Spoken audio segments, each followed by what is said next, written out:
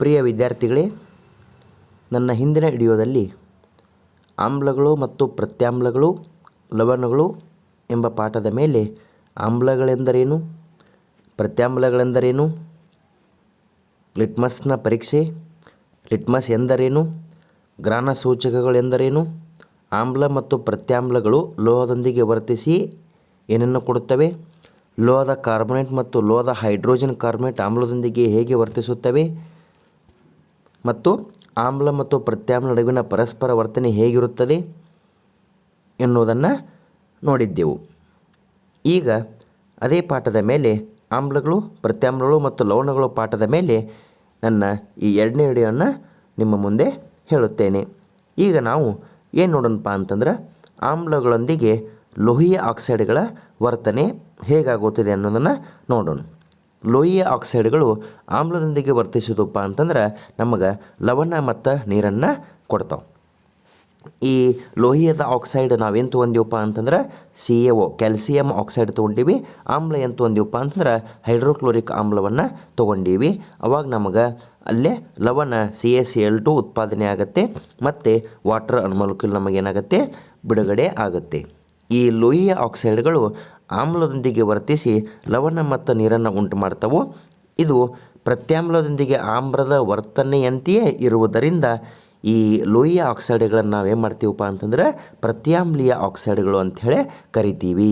ಇಲ್ಲೇನು ತಿಳ್ಕೊಬೇಕಪ್ಪ ಅಂತಂದ್ರೆ, ನೀವು ಇಲ್ಲೇ ಆಮ್ಲ ಜಾಗಕ್ಕೆ ಆಮ್ಲ ಐತಿ, ಬಟ್ ಇಲ್ಲಿ ಲೋಹದ ಆಕ್ಸೈಡ್ ಬದಲಾಗಿ ನಮಗೇನೈತಪ್ಪ ಅಂತಂದ್ರೆ ಲೋಹದ ಆಕ್ಸೈಡು ಯಾವ ಜಾಗದಾಗ ಐತಪ್ಪ ಅಂತಂದ್ರೆ ಪ್ರತ್ಯಾಮ್ಲ ಜಾಗ ಇರೋದರಿಂದ ಈ ಲೋಹದ, ಯಾಕಂದ್ರೆ ಆಮ್ಲ ಮತ್ತು ಪ್ರತ್ಯಾಮ್ಲ ವರ್ತಿಸಿ ನಮಗೆ ಲವಣ ಮತ್ತು ನೀರನ್ನು ಕೊಟ್ಟಿದ್ದು. ಇಲ್ಲೇ ಆಮ್ಲ ತನ್ನ ಜಾಗಕ್ಕೆ ಐತಿ, ಬಟ್ ಪ್ರತ್ಯಾಮ್ಲ ಜಾಗಕ್ಕೆ ಏನು ಬಂದಪ್ಪ ಅಂತಂದ್ರೆ ಲೋಹೀಯದ ಆಕ್ಸೈಡ್ ಬರೋದ್ರಿಂದ ಈ ಲೋಹೀಯ ಆಕ್ಸೈಡ್ಗಳನ್ನು ನಾವು ಏನು ತಿಳ್ಕೊತೀವಿ, ಪ್ರತ್ಯಾಮ್ಲ ಗತೆ ವರ್ಕ್ ಮಾಡ್ತಾವೆ ಅಂತೇಳಿ ನಾವೇನು ಮಾಡ್ಕೋಬೋದು, ತಿಳ್ಕೊಬೋದು ಅಂಥೇಳಿ ಹೇಳ್ಬೋದು.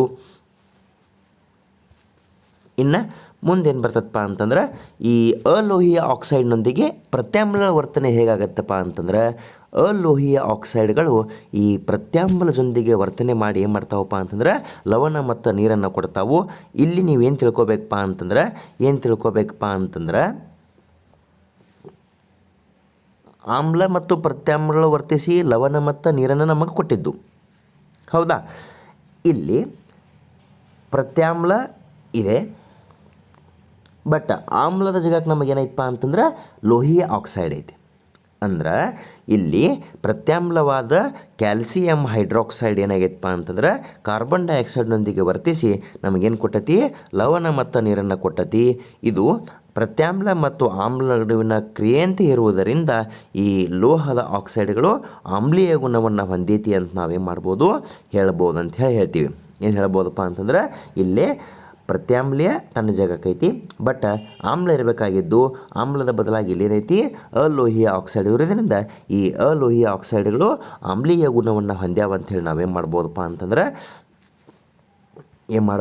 ಅಂತಂದ್ರೆ ಈ ಲೋಹದ ಆಕ್ಸೈಡ್ನೊಂದಿಗೆ ಪ್ರತ್ಯಾಮ್ಲ ವರ್ತನೆ ನಾವು ತಿಳ್ಕೊಬೋದು ಅಂಥೇಳಿ ಹೇಳ್ತಾರೆ. ಇನ್ನು ನೀವು ಎಲ್ಲ ಆಮ್ಲಗಳನ್ನ ತಗೋರಿ ಮತ್ತು ಪ್ರತ್ಯಾಮ್ಲಗಳನ್ನು ತೆಗೆದುಕೊಂಡ್ರಪ್ಪ ಅಂತಂದ್ರೆ ಅವುಗಳಲ್ಲಿ ಸಿಗುವುದು ನಮಗೆ ಸಾಮಾನ್ಯವಾಗಿ ಏನು ಅಂತ ನೀವು ನೋಡಿದ್ರಪ್ಪ ಅಂತಂದ್ರೆ, ಮೊದಲನೇದಾಗಿ ಏನು ನೋಡೋಣಪ್ಪ ಅಂತಂದ್ರೆ ಆಮ್ಲಗಳಲ್ಲಿ ನೋಡ್ಕೊತ ಹೋಗೋಣ. ಈ ಎಲ್ಲ ಆಮ್ಲಗಳು ಏನು ಮಾಡ್ತಾವಪ್ಪ ಅಂತಂದ್ರೆ ಹೈಡ್ರೋಜನ್ ಅಯಾನುಗಳನ್ನು ಉತ್ಪತ್ತಿ ಮಾಡ್ತಾವ ಅಂಥೇಳಿ ಹೇಳಬಹುದು. ಇವು ನೀರಿನಲ್ಲಿ ಕರಗಿ ನಮಗೇನು ಮಾಡ್ತಾವಪ್ಪ ಅಂತಂದ್ರೆ ಅಯಾನುಗಳಾಗಿ ವಾಹಕಗಳಾಗುತ್ತವೆ ಅಂತ ನಾವು ಹೇಳಬಹುದು.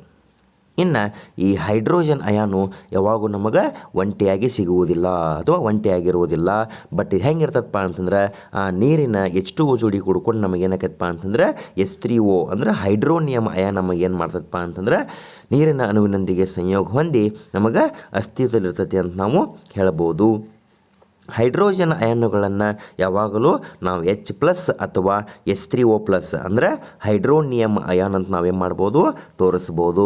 ಇಲ್ಲಿ ನಾ ತೋರಿಸಿದ ಪ್ರಕಾರ ಇಲ್ಲೇನೈತಪ್ಪ ಅಂತಂದ್ರೆ ನಾನು ಮಾಡೇನಪ್ಪ ಅಂದ್ರೆ ಇಲ್ಲೇ ಹೈಡ್ರೋಕ್ಲೋರಿಕ್ ಆ್ಯಸಿಡ್ ತೋರಿಸೀನಿ H2O ತೋರಿಸೀನಿ. ಬಟ್ ಅಲ್ಲಿ ಏನಾಗತ್ತಪ್ಪ ಅಂತಂದ್ರೆ ಆ ಹೈಡ್ರೋಕ್ಲೋರಿಕ್ ಆ್ಯಸಿಡ್ ಇರುವಂಥ H2O ಜೋಡಿ ಕೊಡ್ಕೊಂಡು ನಮಗೆ ಏನಾಗತ್ತಪ್ಪ ಅಂತಂದ್ರೆ H3O ಪ್ಲಸ್ ಹೈಡ್ರೋನಿಯಮ್ ಅಯನ್ ಆಕತಿ ಮತ್ತು Cl ಮೈನಸ್ ಅಯನನ್ನು ಕೊಡ್ತತಿ.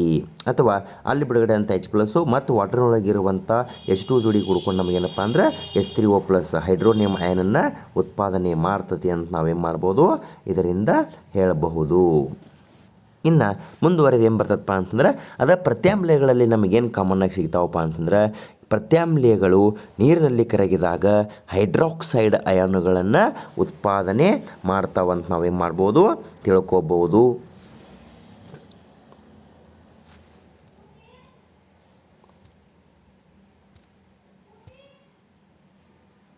ಪ್ರತ್ಯಾಮ್ಲಗಳು ನೀರಿನಲ್ಲಿ ಹೈಡ್ರಾಕ್ಸೈಡ್ ಅಯಾನುಗಳನ್ನು ನಮಗೆ ಉತ್ಪಾದನೆ ಮಾಡ್ತಾವಂತೇಳಿ ನಾವು ತಿಳ್ಕೊಬೋದು. ಇಲ್ಲಿ ನಾವು ಉದಾಹರಣೆಗಳನ್ನ ಕೊಟ್ಟ ಪ್ರಕಾರ ಈ ಸೋಡಿಯಂ ಹೈಡ್ರಾಕ್ಸೈಡ್ ತೊಂದ್ರಪ್ಪ ಅಂದ್ರೆ Na+OH- ಅನ್ನು ಕೊಡ್ತತಿ. OH- is hydroxide. KOH ತೊಂದ್ರಪ್ಪ ಅಂದ್ರೆ K+ ಮತ್ತು OH- ಅನ್ನು ಕೊಟ್ಟತಿ. ಇಲ್ಲಿ ನಾವು ಏನು ಮಾಡ್ತೀವಪ್ಪ ಅಂದ್ರೆ OH- ಹೈಡ್ರಾಕ್ಸೈಡ್ ಅಂತ ಹೇಳ್ಬೋದು. ಇಲ್ಲೇ ಮೆಗ್ನೀಸಿಯಂ ಹೈಡ್ರಾಕ್ಸೈಡ್ ತೊಂದ್ರಪ್ಪ ಅಂದ್ರೆ Mg+2 + 2OH- ಅನ್ನು ಕೊಟ್ಟಿದ್ದರಿಂದ ಎಲ್ಲ ಪ್ರತ್ಯಾಮ್ಲಗಳು ಹೈಡ್ರಾಕ್ಸೈಡ್ಗಳನ್ನು ಉತ್ಪಾದನೆ ಮಾಡ್ತಾವಂತ ನಾವು ಹೇಳ್ಬೋದು. ಇನ್ನು ನೀರಿನಲ್ಲಿ ಈ ವಿಲೀನವಾಗುವಂಥ ಪ್ರತ್ಯಾಮ್ಲಗಳನ್ನು ನಾವೇನು ಕರಿತೀವಪ್ಪ ಅಂತಂದ್ರೆ ಕ್ಷಾರಗಳು ಅಂತ ಕರಿತೀವಿ ಅಂತೇಳಿ ಹೇಳ್ಬೋದು. ಆಮ್ಲ ಮತ್ತು ಪ್ರತ್ಯಾಮ್ಲ ಕೂಡಿಸಿದಾಗ ಲವಣ ಮತ್ತು ನೀರನ್ನು ಕೊಡ್ತದೆ ಅಂತ ನೋಡಿರ್ಬೋದು. ಅದ ಪ್ರಕಾರ ನಾವೊಂದು ಸಾಮಾನ್ಯ ಸೂತ್ರ ಬರ್ತಪ್ಪ ಅಂತಂದ್ರೆ HX + MOX ಅಂತಪ್ಪ MX + H2O. ಇಲ್ಲಿ MX ಅನ್ನು ನಾವೇನು ಮಾಡ್ಬೋದು ಲವಣ ಅಂತೇ ಕೊಡ್ಬೋದು. ಈ ಆಮ್ಲ ಮತ್ತು ಪ್ರತ್ಯಾಮ್ಲಗಳು ನೀರಿನಲ್ಲಿ ವಿಲೀನವಾಗುವ ಪ್ರಕ್ರಿಯೆಗೆ ನಾವೇನು ಕರಿತೀವಪ್ಪ ಅಂತಂದ್ರೆ ಬಹಿರುಕ್ಷಕ ಅಂತೇಳಿ ಕರಿತೀವಿ. ಇನ್ನು ಸಾರೀಕೃತ ನೈಟ್ರಿಕ್ ಆಮ್ಲ ಆಗಿರ್ಬೋದು ಅಥವಾ ಸಲ್ಫ್ಯೂರಿಕ್ ಆಮ್ಲವನ್ನು ನೀವು ನೀರಿಗೆ ಸೇರಿಸುವಾಗ ಏನು ಮಾಡಬೇಕಪ್ಪ ಅಂತಂದ್ರೆ ಎಚ್ಚರಿಕೆಯಿಂದ ಸೇರಿಸಬೇಕು. ಮತ್ತು ಯಾವಾಗಲೂ ಅವನ್ನ ನಿರಂತರ ಕಲುಕುವಿಂದ ಆ ಆಮ್ಲಗಳ ನಿಧಾನವಾಗಿ ನೀರಿಗೆ ಏನು ಮಾಡಬೇಕು ಸೇರಿಸಬೇಕು. ಒಂದು ವೇಳೆ ನೀವು ನೀರನ್ನು ಏನಾರ ಸಾರೀಕೃತ ಆಮ್ಲಕ್ಕೆ ಸೇರಿಸಿದ್ರಪ್ಪ ಅಂತಂದ್ರೆ ಅಲ್ಲಿ ನಮಗೆ ಉತ್ಪತ್ತಿಯಾಗೋ ಉಷ್ಣ ಏನು ಮಾಡ್ತದಪ್ಪ ಅಂತಂದ್ರೆ ಆ ಇರುವಂಥ ಮಿಶ್ರಣವನ್ನು ಹೊರಸಿಡಿಯುವಂತೆ ಮಾಡಿ ನಮಗೆ ಸುಟ್ಟ ಗಾಳಿಗಳನ್ನು ಉಂಟು ಮಾಡ್ಬೋದು ಅಂಥೇಳಿ ಹೇಳ್ತಾರು. ಅದ್ರ ಸಲುವಾಗಿ ನಾವೇನು ಮಾಡ್ಬೋದಪ್ಪ ಅಂತಂದ್ರೆ ಈ ಸಾರಯುಕ್ತ ಸಲ್ಫ್ಯೂರಿಕ್ ಆಮ್ಲ ಮತ್ತು ನೈಟ್ರಿಕ್ ಆಮ್ಲವನ್ನು ನೀರಿಗೆ ನಾವು ಸೇರಿಸಬೇಕು. ಬಟ್ ಈ ಸಾರಯುಕ್ತ ಸಲ್ಫ್ಯೂರಿಕ್ ಆಮ್ಲ ಮತ್ತು ನೈಟ್ರಿಕ್ ಆಮ್ಲಿಗೆ ನೀರನ್ನು ಸೇರಿಸಬಾರ್ದು ಅಂಥೇಳಿ ನಾವೇನು ಮಾಡ್ಕೋಬೋದು ಇದರಿಂದ ತಿಳ್ಕೊಬೋದು. ಇಲ್ಲಿಗೆ ಇಷ್ಟು ಹೇಳಿ ಇದರ ಮುಂದಿನ ಭಾಗವನ್ನು ನನ್ನ ಮುಂದಿನ ವಿಡಿಯೋದಲ್ಲಿ ನಾನು ಏನು ಮಾಡ್ತೇನಪ್ಪ ಅಂತಂದ್ರೆ ನಿಮ್ಮ ಮುಂದೆ ಪ್ರಸ್ತುತಪಡಿಸುತ್ತೇನೆ. ಈಗ ಈ ವಿಡಿಯೋನ ಆದಷ್ಟು ಎಲ್ಲರೂ ನೋಡಿ ನಿಮ್ಮ ಗೆಳೆಯರು ನಿಮ್ಮ ಸಹಪಾಠಿಗಳಿಗೆ ಈ ವಿಡಿಯೋನ ಕಳಿಸಿ ನಿಮ್ಮ SSLCಯಲ್ಲಿ ವಿಜ್ಞಾನ ವಿಷಯದಲ್ಲಿ ಹೆಚ್ಚು ಅಂಕಗಳನ್ನು ತೆಗೆದುಕೊಳ್ಳಲು ಇದು ಒಂದು ನನ್ನ ಚಿಕ್ಕ ಪ್ರಯತ್ನ ಅಂತ ಹೇಳಿ ನನ್ನ ವಿಡಿಯೋನ